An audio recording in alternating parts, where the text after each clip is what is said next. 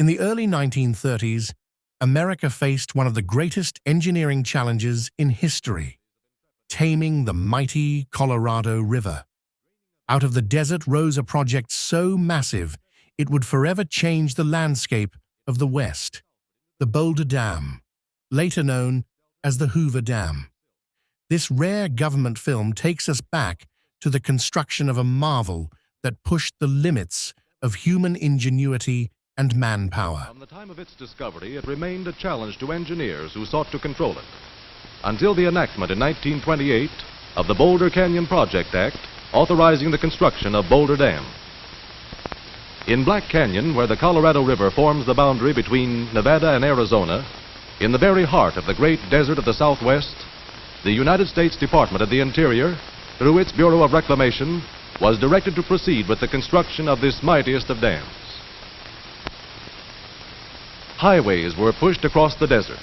Railroad lines thrust their ribbons of steel through the sagebrush and cactus, and transmission lines for construction power were brought hundreds of miles across the heat-stricken wastelands of the southern Nevada desert. Every section of the country was called upon to contribute to the staggering quantity and wide diversity of materials required. Thousands of tons of steel, millions of barrels of cement, machinery, gasoline and oil by the thousands of gallons, tools, building materials, all these and much more were concentrated at the site of operations in an endless stream. The engineering forces completed their surveys, working under the most hazardous conditions, and every union furnished its quota of laborers and artisans. In what had once been an uninhabited, waterless desert, supporting only a sparse, inhospitable growth of chaparral and cactus, the beautiful little town of Boulder City was built within the short space of 15 months to house the army of 5,000 men to be employed. Here was no construction camp such as was known in the early days of the West. Instead, Boulder City was developed as a model town, furnishing every facility and convenience to its inhabitants. 4 churches, a modern, fully equipped school, and various civic organizations met the cultural requirements of the community, while a theater and several clubs furnished recreation. A thriving business section developed along the principal streets, while pleasant homes surrounded by gardens faced the broad tree-lined residential avenues of this modern, spotless town. The buildings housing the offices of the Bureau of Reclamation and the Civic Administration, which operated directly under the federal government, were set in the midst of pleasant parks, which were welcome havens of rest after the day's labors in a country where the summer temperature often reaches 125 degrees above zero. In the business section of the town, arcades formed a protection against the tropic sun. Lovely flower gardens bloomed in marked contrast with the surrounding desert. Lining street after street, the white cottages of the married workmen recalled to mind the military camps of 1918, while single men were housed in air-cooled dormitories, each accommodating 176 occupants. Under conditions which would have gained the wholehearted approval of any modern housewife, tons of food were prepared and served daily in the sanitary, electrically equipped kitchens. A corps of cooks and waiters was able to feed as many as 1,300 men at one setting of the tables. Menus were varied and the food was of excellent quality. As Boulder City was about 7 miles distant from the dam site, it was necessary to provide transportation for the workmen to and from the job. This was accomplished by a fleet of passenger motor trucks, some of them carrying as many as 160 men. A 24-hour day was divided into 3 shifts of 8 hours each for all classes of labor. The 4th of July, Labor Day, and Christmas were the only holidays observed. Once the rapid tempo of the ambitious construction schedule was established and underway toward the marking of a record-breaking achievement in American engineering history. It was in March 1931 that 6 Companies Incorporated of San Francisco, California, was awarded the general contract for the construction of the project, including Boulder Dam and its appurtenant works. And by early summer of the same year, preliminary construction work was in full swing in Black Canyon. During this early period of construction, before roads had been built into the depths of the gorge, men and materials were forced to take to boats or travel the catwalks, often swung between the sheer walls of the canyon at dizzy heights above the muddy waters of the world's most dangerous river. It was not long before roads and rail lines had penetrated into the very lowest reaches of the canyon. To provide these arteries of transportation, thousands of tons of virgin rock were blasted from the age-old walls of the gorge. Thus, the first thunders of man's determination to conquer the Colorado River reverberated between the sheer cliffs of the canyon, which heretofore had known only the hot silence of the desert and the roar of the river's angry floods. The boring of 4 diversion tunnels to carry the stream around the dam site during construction, 2 on each side of the river, 56 feet in diameter and averaging 4,000 feet in length, constituted the first major construction operation. The drilling jumbos used on this job were mounted on motor trucks to facilitate handling and were capable of driving from 24 to 30 powder holes into the heading simultaneously by means of drifter drills. The tunnels were excavated through the rock simultaneously from 4 headings, 1 at either end and 2 boring in opposite directions from a river-level auxiliary tunnel located about midway on the main bore.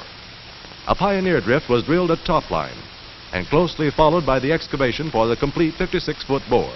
Thousands of tons of drill steel were used in this work, and the sharpening shops were kept working at top speed night and day to maintain a steady supply. After the powder holes had been drilled and the rock blasted, power shovels and trucks moved into the tunnels for the purpose of removing the shattered material. An unbroken parade of heavy-duty trucks, each handling from 8 to 10 tons of rock, labored up over the steep roads cut into the canyon walls to dispose of the material in the gulches adjacent to the dam site. This phase of the task, which entailed the excavation and the handling of over 1.5 million cubic yards of material, was completed within a period of 13 months and was considered the most grueling portion of the work for both men and machinery. After the tunnels had been excavated, they were lined with concrete, 3 feet in thickness. Due to the unprecedented size of the bores, special equipment was designed to facilitate this task. The tunnels were lined in segmental sections, the invert or base being the first in which the concrete was placed. A gantry crane operating through the tunnel itself handled the concrete throughout this operation. The sidewalls were next lined behind movable steel forms, which traveled through the excavated section on rails laid from portal to portal.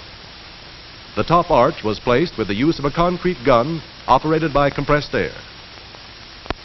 To prepare the canyon walls to receive the abutments of the dam and to remove loose and dangerous rock from the face of the cliffs overhanging the site, many tons of rock were torn away and hurled into the depths of the canyon in a series of spectacular blasts, which occurred almost daily during the period from commencement of operations at the dam site to the time when actual building of the dam began about 2 years later.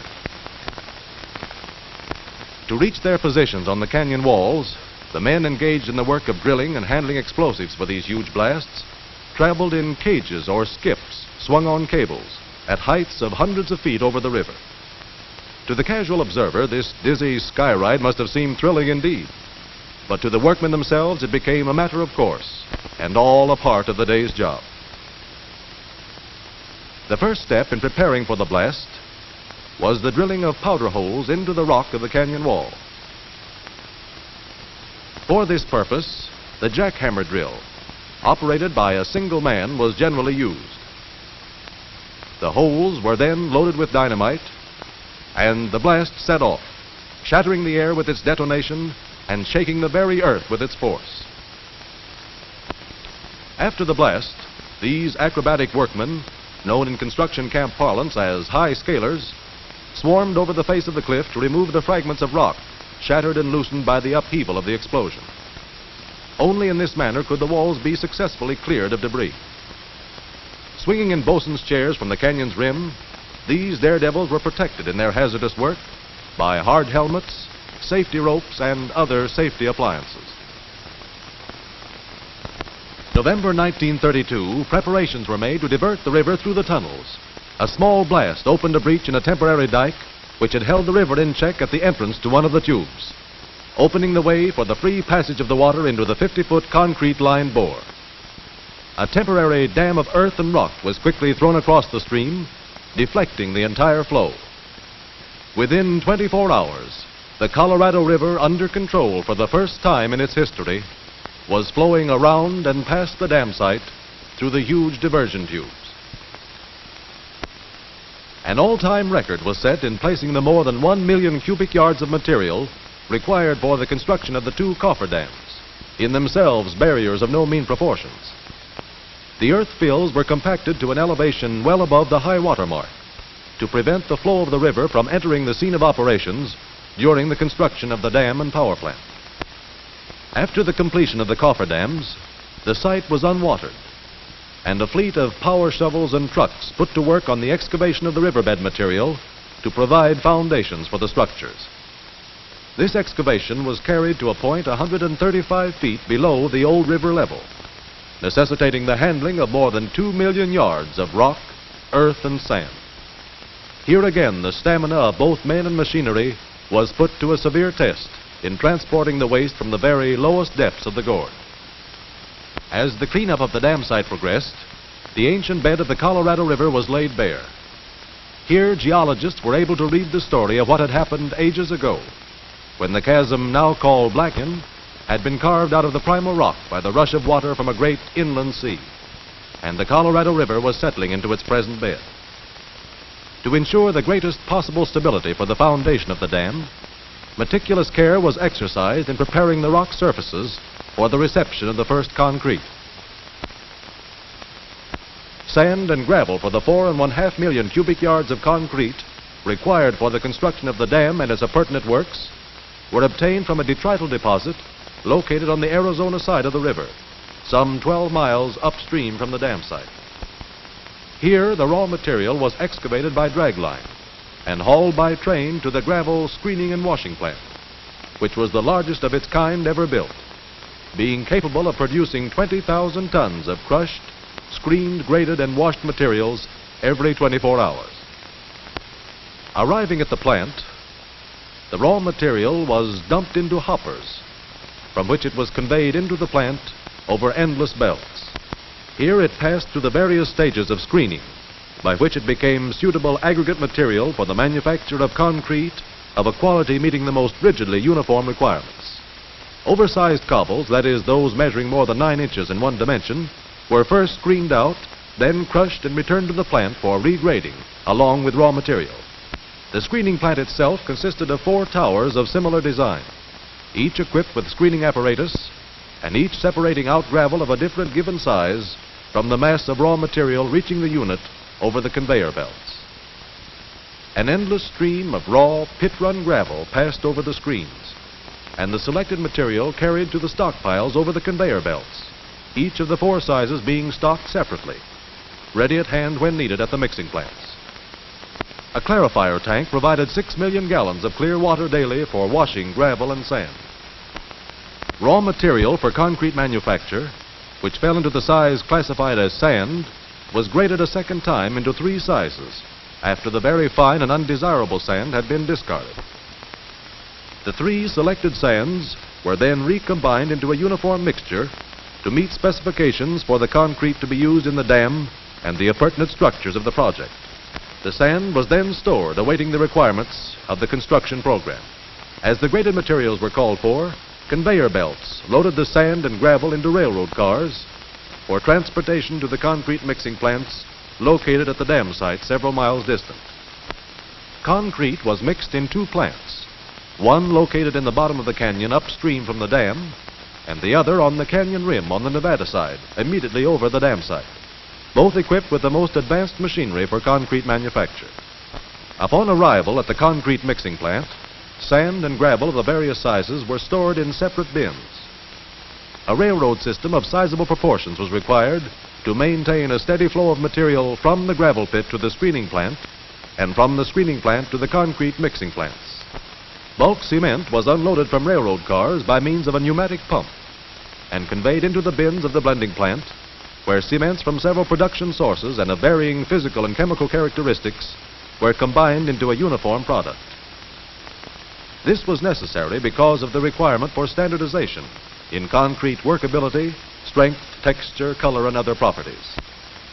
Following the progress of concrete manufacture through its successive stages, we see the several ingredients entering the concrete mixing plant, where they were combined scientifically and under rigid inspection into a finished product.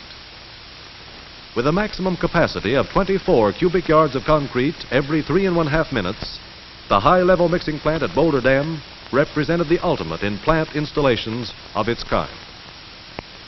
Here, automatic equipment not only controlled the apportionment of the concrete ingredients, but in addition maintained a graphic record of every plant operation. From his post on the control deck of the mixing plant, an operator was able to direct the entire mixing cycle, from the initial weighing of the ingredients on through the complete mixing process. The human element was almost completely eliminated, as the mechanical equipment was capable of automatically selecting, measuring, weighing, and recording the proper materials in the precise amounts required for the production of a given mix, to which the recording dials had previously been adjusted and set. Here also we find the production line conveyor belt speeding up the process by carrying the component parts from the measuring and weighing hoppers into the batching bins, from which the materials were dumped into the 4 cubic yard capacity rotary mixers. Water was added in controlled amounts, and the entire mass thoroughly agitated as the last step in the economical and efficient manufacture of a concrete strong enough to withstand the enormous pressure to which the dam would be subjected. From the mixing plant, concrete was dispatched to all sections of the works, and because of the widely varying conditions prevailing, various types of containers and methods of transportation were involved. Motor trucks and electric trains were utilized as carriers, and containers varied from the 8 cubic yard capacity bottom dump buckets to the 4 cubic yard capacity transit mixers. The latter were used on long hauls, where it was necessary to agitate the concrete in transportation to prevent segregation of the mix. However, the major portion of the concrete handled on the project was carried in the 8 cubic yard buckets and transported from the mixing plants by electric train. A system of 9 aerial cableways spanning the canyon from rim to rim and anchored at either end to movable towers was utilized to carry the concrete and other materials from the points of train or truck delivery to the dam and other structures on the project.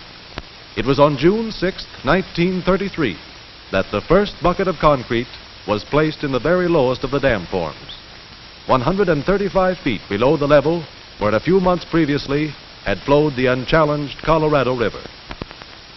What was to become the highest dam in the world began to rise from the impregnable rock of its foundation. As bucket after bucket of concrete was dumped into the forms, the plan of the structure became apparent, and soon extended along its full 660 feet dimension of thickness at the base. Throughout the lower levels of the structure, concrete was placed from a trestle anchored to the Nevada wall of the canyon. The concrete was poured in keyed or interlocking columns, the design of which became more noticeable as the 5-foot layers or lifts in which the concrete was placed rose from level to level. As the work of placing progressed, the crews became expert in the handling of the equipment, and record-breaking daily pours were made, only to be surpassed by later achievements on this same structure. Transit mixers were transported on trucks, from the bed of which they could be removed and handled on the overhead cableways. These were used in the placement of concrete in the confined forms along the abutments, where the 8 cubic yard buckets could not be handled. Selecting at random one bucket from among the hundreds of thousands that traveled from the canyon rim over the cableways and down into the dam forms, we see the typical operation from the time the bucket is picked up by the cableway on the canyon rim, swung out into midair over the gorge hundreds of feet above the forms, its tremendous weight of 22 tons riding easily and gracefully over the cable, as it is lowered into the forms with an ease and certainty seemingly out of proportion to its great bulk and tonnage. As the bucket descends, suspended at the end of hundreds of feet of cable strands, it is received at the forms, the safety locks unlatched, the signal given, and 8 more cubic yards of concrete added to the dam's bulk. Concrete was compacted into the forms by mechanical vibration, the application of which ensured dense compression against adjacent surfaces. Workmen were carried from the canyon rim to the dam forms by way of the inclined skidway, or monkey slide as it was called, which operated through the Nevada abutment excavation. Boulder Dam laborers represented a fair cross-section of the American working class, and many stayed on the job during the entire period of construction. With an ambitious progress schedule to meet, and with work going forward under all conditions at all seasons of the year without cessation, rain or shine, both day and night, within a year, less 4 days, 2 million of the 3¼ million cubic yards of the dam's total volume had been placed in the forms, and Boulder Dam had risen to an impressive height. already having taken its place as one of the wonders of the West and a tourist attraction of prime importance. Meanwhile, progress had been made in the erection of the structures appurtenant to the dam itself. The construction of the power plant, a U-shaped structure at the downstream toe of the dam, had been in progress for some months, and as its substructures assumed form, it gave some hint of the beauty it was later to possess. The intake towers, two on each side of the canyon wall immediately upstream from the dam, were in course of construction and from a maze of reinforcing steel rapidly rising toward the uppermost rim of the canyon. These structures were later to serve as giant inlet valves for the outlet conduits and power penstock systems, and the placing of the seats for the mammoth cylinder gates was an important phase in their construction. Located at the ultimate high water storage level of the reservoir, the two spillways, designed to act as overflow controls in the open bypass system, were located one on each side of the river, upstream from the dam and within the reservoir area. Work on their construction progressed simultaneously with that of the dam itself. One of the most interesting and spectacular phases of the work was the fabrication and installation of the huge steel penstock pipes, forming the conduits for the power and pressure outlet systems. This work was performed by the Babcock and Wilcox Company of New York City, who erected a modern steel fabrication mill near the dam site to facilitate the undertaking. As the pipe units to be fabricated were of unprecedented size and weight, it was necessary to design, build, and install special machinery solely for this task. Provisions were made to manufacture pipe ranging in diameter from 8 1/2 to 30 feet, from steel plate varying in thickness from 5/8 of an inch to 2 3/4 inches. As it was impossible to ship units of this size across country by rail, steel plate was brought from eastern rolling mills, and the entire process of manufacture, including rolling and assembling, was initiated and completed at the Boulder Dam plant. First step in the fabrication process, after the plates had been laid out to dimension, was the shaping of the edges to ensure the precision and accuracy of later steps in their manufacture. This work was done on a planing machine capable of handling a strip of steel 50 feet in length. The plates were then given an initial bend on a giant press operating at a pressure of 3,000 tons. This initial bending was necessary to avoid damaging the rolls when the plates, in the next step of fabrication, were rolled into circular form. The plates entering into the manufacture of the 30-foot diameter penstock pipe were fabricated through the initial steps of manufacture in 11-foot widths. These plates were 2 3/4 inches in thickness and were rolled into circular form by being passed through 40-inch vertical rolls until the desired degree of curvature had been obtained. One such plate represented a segment equal to 1/3 of the complete circumference of a finished pipe. Having been rolled to the correct degree of curvature, the 3 curved plates were joined to form a single ring, 30 feet in diameter and 11 feet long. 2 such rings were then joined end to end to form a shop unit 22 feet long. All joints were made by electric welding, and in forming the longitudinal joints, an automatic welding machine traveling on a chassis supported in line over the joint was used. As these pipe units were of a size never before assembled, it became necessary to design and build special machinery to accomplish many phases of the work. This was especially true in the fabrication of mitered rings to be later assembled into bend sections. The general usage of electric cutting and welding was applied not only to pipe sections, but to the manufacture of other fabricated units as well. A complete shop unit weighed from 150 to 184 tons, depending upon its design, determined by its ultimate use upon installation in the power penstock system.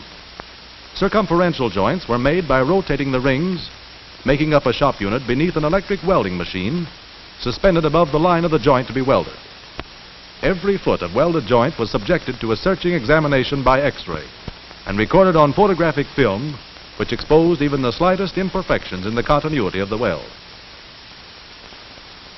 Samples of typically welded joints were subjected to severely rigid laboratory tests, calculated to produce a condition of strain far in excess of that to be borne by the joint under actual usage.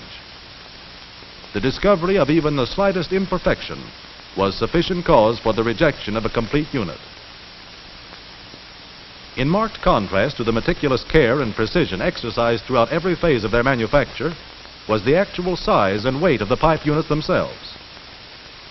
Heavy-duty rigging of special design was required to handle the sections through the shop, and high-capacity cranes were required to move them step by step through the progressive phases of their manufacture. To equalize the terrific internal strains introduced into the plates by bending and the additional temperature strains incurred during welding, individual pipe sections were subjected to a temperature of 1400 degrees Fahrenheit in a gigantic annealing furnace. This temperature was induced not by the application of flame itself, but through the circulation of superheated gas.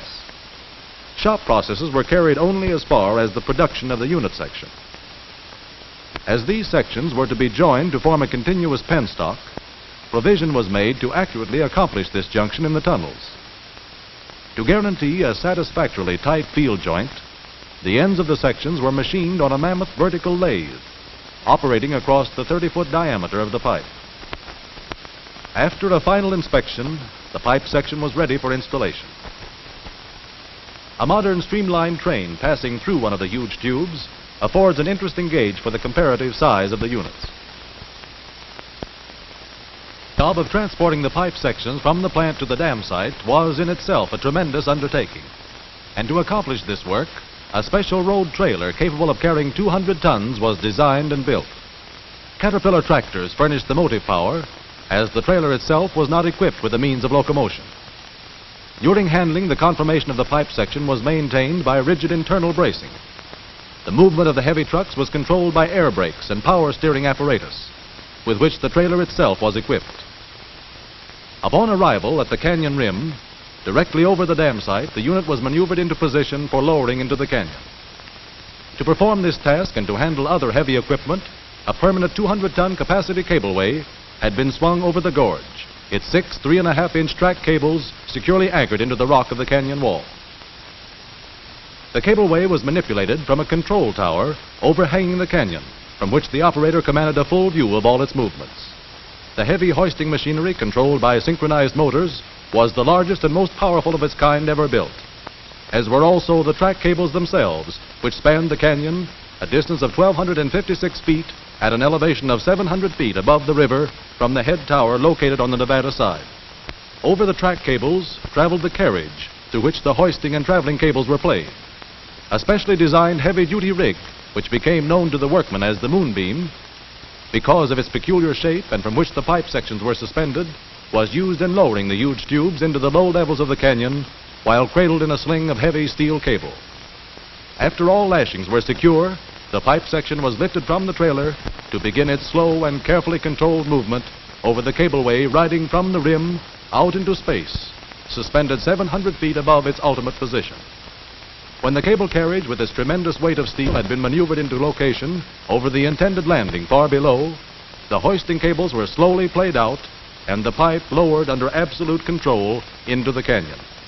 Here, a second specially designed car waited at the portal of the access tunnel to relieve the cableway of its burden and carry the pipe section underground to become a part of the extensive conduit system penetrating the cliffs on both sides of the canyon. With the workmen laboring in the tunnels far underground, the gargantuan task of placing the penstock pipes in position to form continuous conduits between the intake towers and the powerhouse and outlet works was accomplished. The separate units were hoisted into location with the aid of cables, and once placed in position, were joined with pressure pins to form a continuous pipe. While work on the appurtenant features of the Boulder Canyon project was in progress, an uninterrupted stream of concrete had been pouring into the forms of the dam from both mixing plants. Progress was curtailed only by the limitations of sound engineering and construction practice. Day by day, week after week, the top workings of the structure approached its full height of 730 feet, far above the crest of any other dam yet built by man, or likely to be built for years to come. Schedules established at the outset of the work were left far behind, as the concrete of the dam narrowed toward its crest and the structure widened between its abutments, approaching the very top rims of the canyon. In June 1935, the dam structure itself stood completed, 2½ years in advance of the time originally designated. In September of the same year, President Franklin Delano Roosevelt, voicing high praise for both designers and builders, dedicated Boulder Dam to the progress of the nation. As final construction work was completed, the impressive beauty of the structure became apparent. The roadway, traversing its 1,300-foot crest, forms a magnificent link in a transcontinental highway. The reservoir filling behind the dam was named Lake Mead in memory of Dr. Elwood Mead, late Commissioner of Reclamation, whose life work culminated in the building of Boulder Dam. The largest artificial body of water in the world, it extends upstream 115 miles into the lower reaches of the Grand Canyon, with a shoreline of 550 miles opening upon vistas unglimpsed by man until invaded by the gradually rising waters of the reservoir. Equipped with cylindrical gates which function as giant valves, the 4 intake towers serve as inlets to the 4 steel penstocks, supplying water to the turbines and outlet valves. Perched on shelves hewn into the canyon walls, they tower 403 feet to an elevation above the crest of the dam and the rim of the canyon. With a combined capacity of 400,000 cubic feet of water per second, the 2 spillways, located one on each side of the canyon upstream from the dam, will serve as high-level controls once the water of the reservoir has risen to its maximum storage elevation. Each spillway is equipped with 4 100-foot drum gates, acting through a vertical dimension of 16 feet. Water flowing over the lowered gates into the spillway basin plunges 600 feet down through the tunnels to re-enter the river downstream from the dam. The Boulder Dam power plant is built in 2 wings, one along each side of the canyon wall at the downstream toe of the dam. The first generator was placed in operation on September 11, 1936. Equipped with 17 generating units, with capacities ranging 40,000 to 82,500 kilovolt amperes, this, the world's largest power plant, is capable of generating 1,835,000 horsepower of electrical energy when operating at its rated capacity. The transmission lines carrying Boulder Dam power radiate in a network from the dam with the major lines serving the Los Angeles metropolitan area. From the takeoff structure located on the roof of the powerhouse, the lines are taken up over the rim of the canyon into the switchyard above, where the most highly specialized and modern developments in the power transmission field are to be found. From the switchyard, the lines travel out across the desert, bringing light to the homes and cities and power to the factories of Southwest. From Parker Dam, 150 miles to the south, the Colorado River Aqueduct supplies the city of Los Angeles with the domestic and industrial water supply. While from the Imperial Dam, 300 miles to the south, the All-American Canal diverts water from the Colorado River into the rich agricultural districts of the Imperial Valley. And so Boulder Dam stands today, a modern colossus, shouldering the rock-ribbed walls of Black Canyon, stemming and controlling the floods, and bending the will of a hitherto ungovernable stream, the Colorado River, to perform the fruitful tasks of a civilization rapidly invading the limits of its last frontier.